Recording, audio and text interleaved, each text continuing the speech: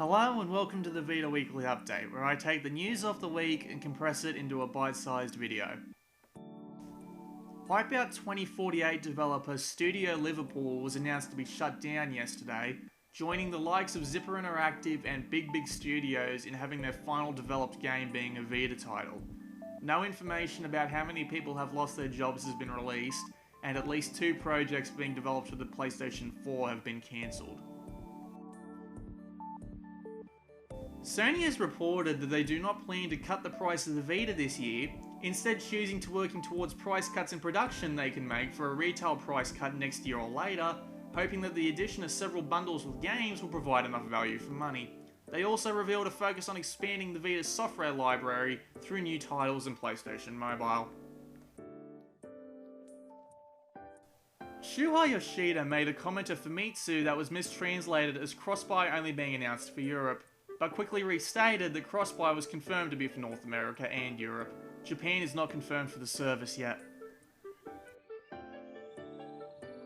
PS Vita sales have topped 2.2 million across the world as of the end of June. Nothing else to report there. PSone Classics are due to be added to the Vita's library next week on August 28. Many sites are claiming that over 100 classics will be available on the day, and some other sites are saying that there's only the dozen or so lineup that I mentioned last week.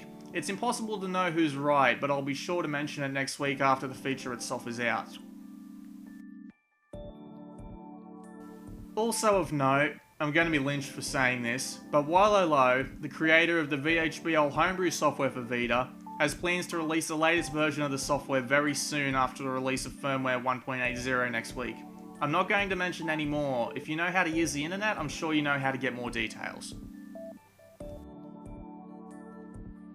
Dust 514 Neocon was revealed to be a companion app to the main Dust 514 game, with most of the features of the game outside of direct gameplay to be included, interacting with battles, purchasing items, playing with dropsuits or vehicles, and other functionality.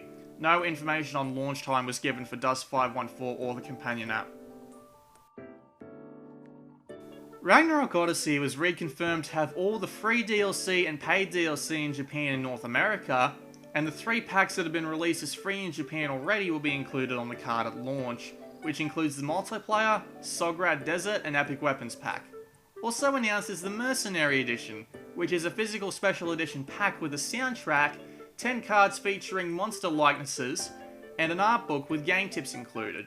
Still no release date outside of a vague October. Farsight Studios has started a new Kickstarter to bring Star Trek The Next Generation pinball table to the Pinball arcade on PS Vita and other platforms, following the success of the Twilight Zone Kickstarter.